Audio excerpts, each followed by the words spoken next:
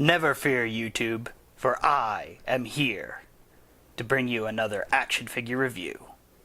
Today we're going to be looking at the amazing Yamaguchi by Revoltech, All Might from My Hero Academia.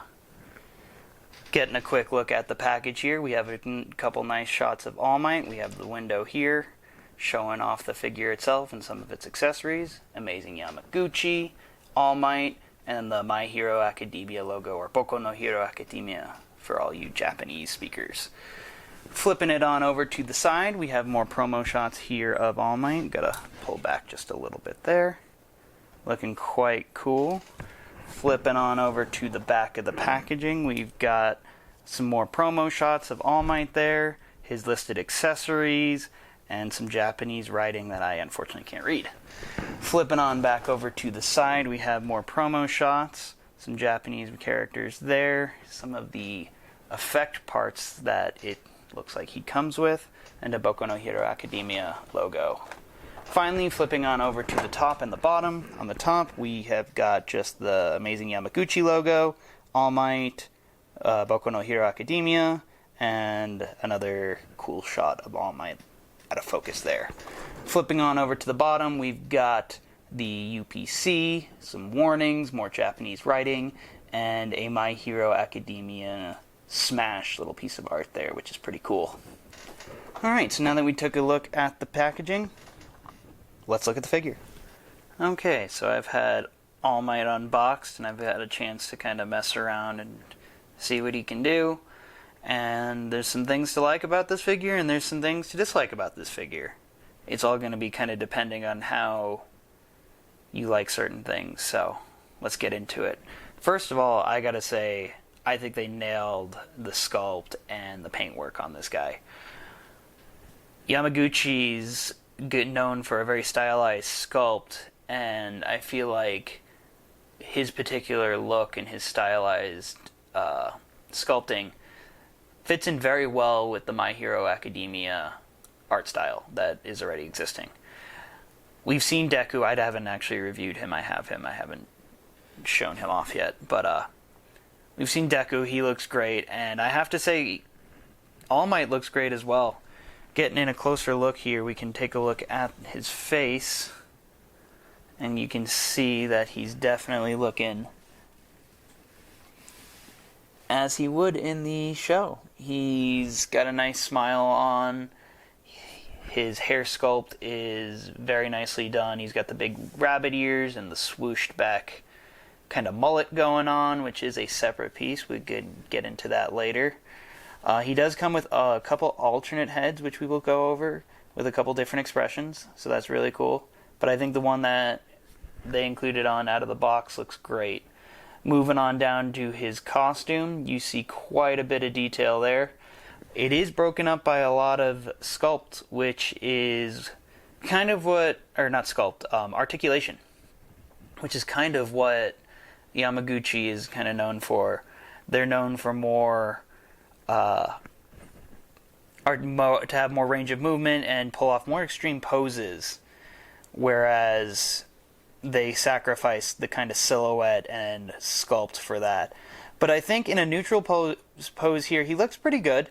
Doesn't look too bad. We've got a nice paint job there to his uniform. He's got a nice deep blue with some red accents and yellow all across, and some white in there as well. Moving on down to the boots, or not the boots, excuse me, the belt. That is a separate, this is actually a separate floating piece that can move around, and the white parts here are attached to that separate piece, but that's well painted and well sculpted. I think they did a good job there. Flipping him around to the back, he does have a couple peg holes around his body, as you can see. I think they did a good job on the back of his costume. Looks very nice. Moving on over to his arms, you can see the yellow fins, which also have peg holes, as well as his nice clenched fists there. Moving on down to the legs. Consistent all through, you get the red, white, and blue motif with some yellow boots going on down.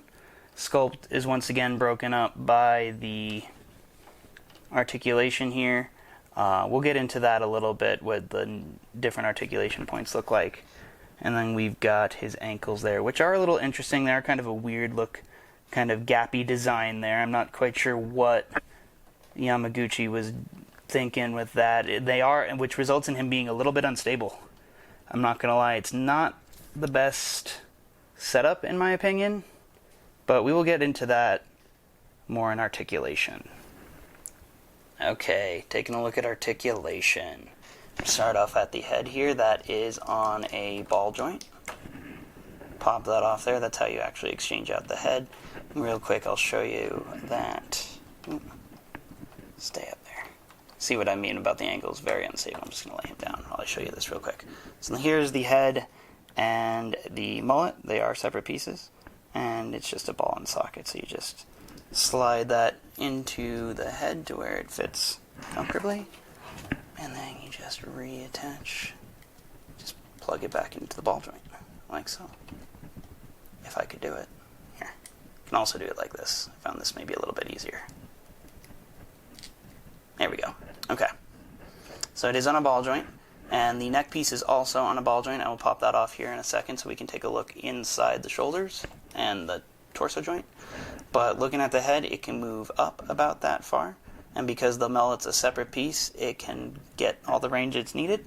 You can look down about that far, and you can correct the mullet to make it not look awkward, just like that. And he can look, you can turn about that much, but because of the mullet, you can't turn it completely around, so you can go about that far. And the neck joint helps move that around, and then he has also got some tilt. He's got some pretty good movement there with that neck joint. And like I was saying, that is a separate piece that pops off.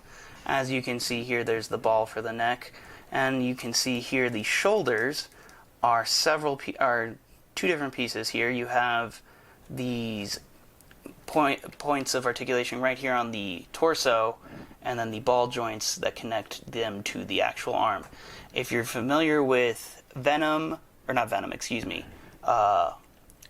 Captain America, Wolverine, I think Deadpool from the Amazing Yamaguchi line, they all have this same setup. And I just messed up the joint. Gotta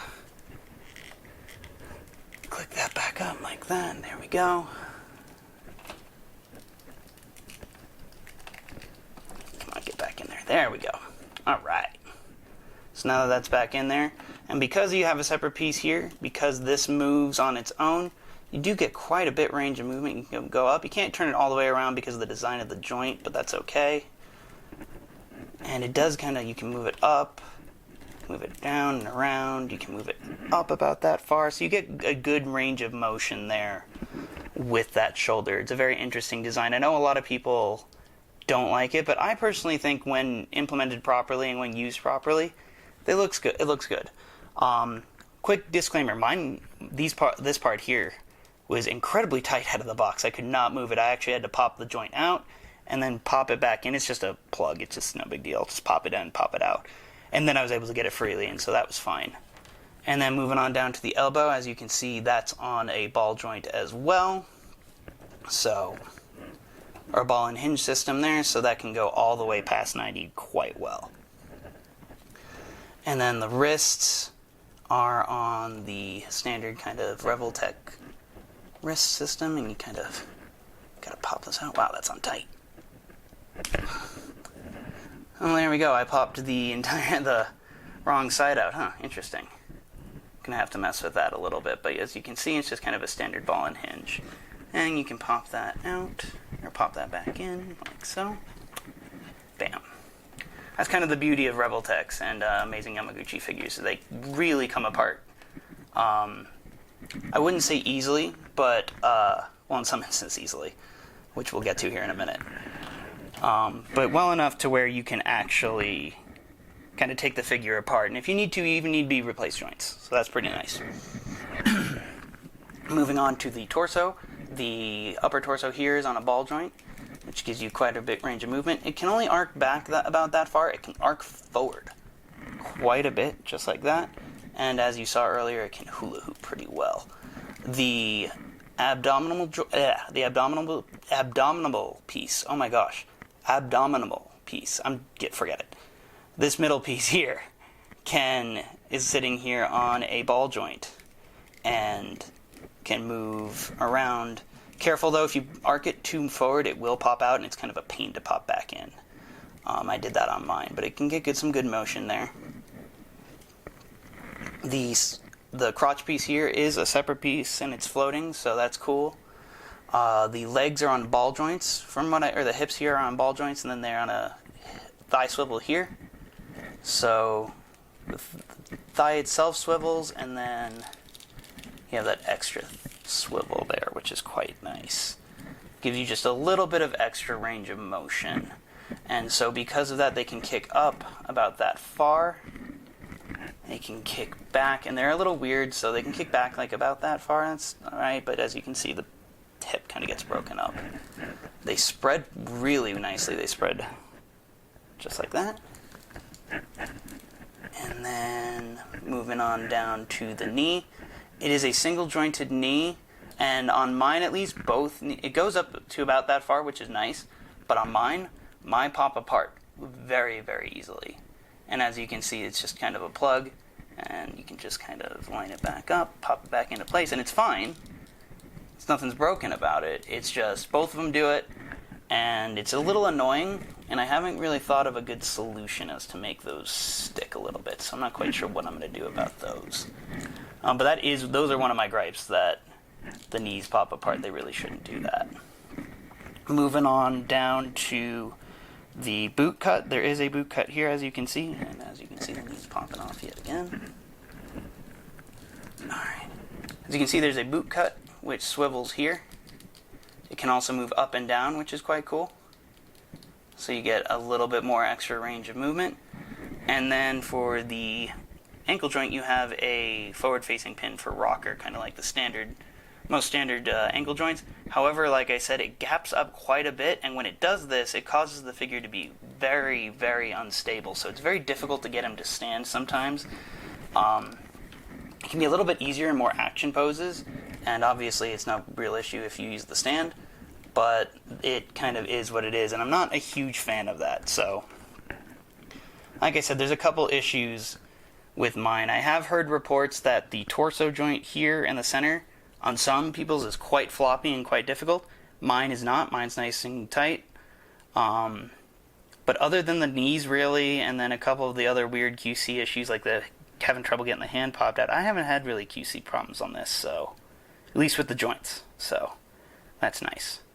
But that's the articulation, so let's move on to accessories. Okay, so next up, let's take a look at these accessories. We'll split this up into two different sections just because he comes with quite a bit.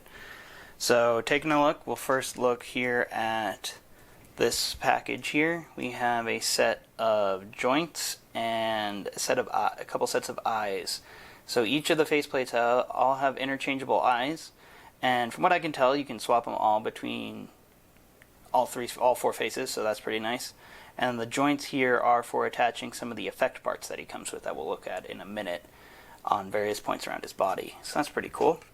We also get an actual tool here that is used to swap out the eyes because they are so tiny. And next up we have an array of hands. So we have a pair of splayed out hands. Those look quite nice. We've got some pointing hands.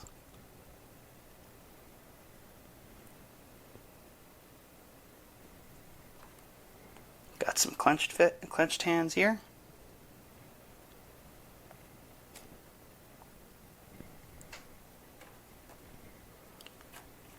Got some peace sign hands. Got a pair of flat hands, flat kind of waving hands or saluting hands, whatever you want to do with them. And then we've got one thumbs up hand. It's pretty nice. Moving on to his alternate heads. Our first head here is his gritting teeth head. That's really cool. I think he's fighting, ready in combat. Next up we have his sweat bead head. As you can see, he's got the sweat bead there on the side of his head. That's always awesome to see. And then finally we have his kind of beat up head where he's taken some damage in a fight.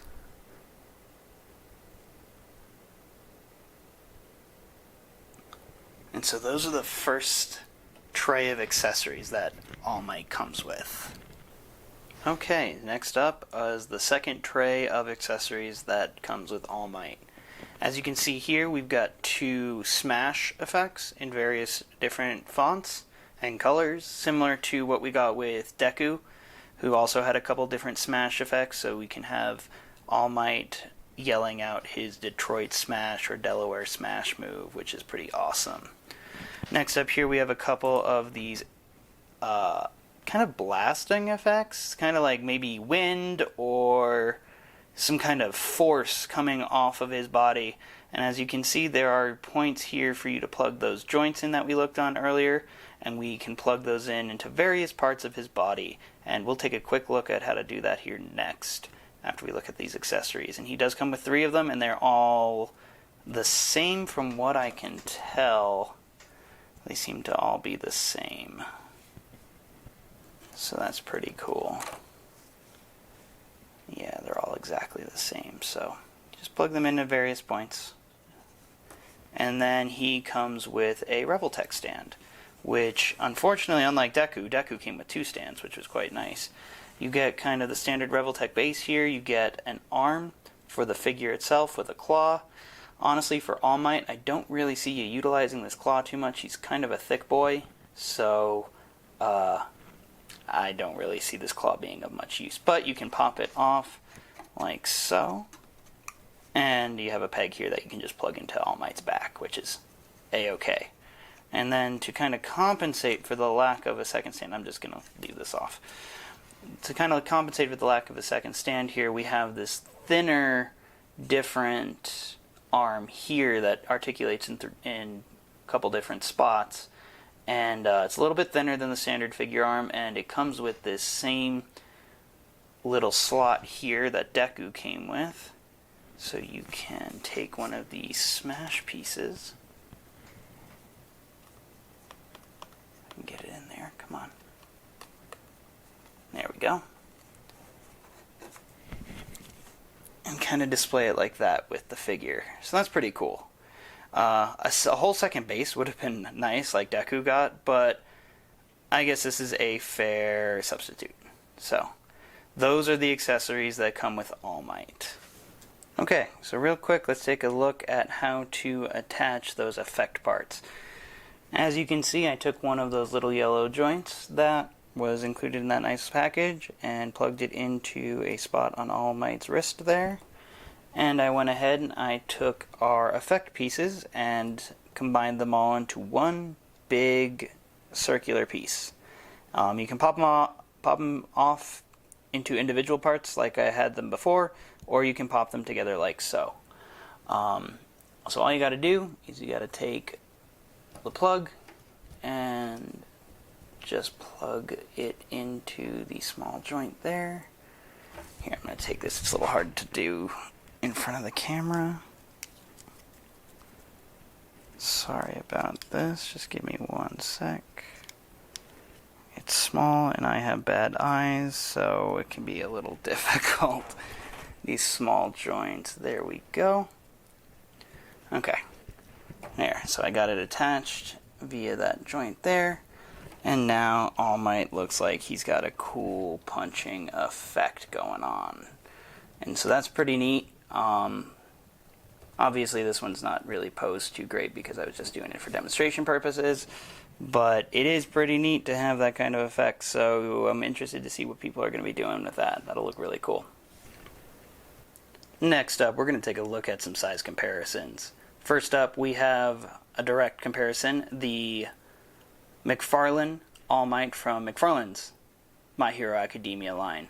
They're a 7-inch line, and so they kind of scale a little weird. But as you can see, the two All Mights here are very similarly sized.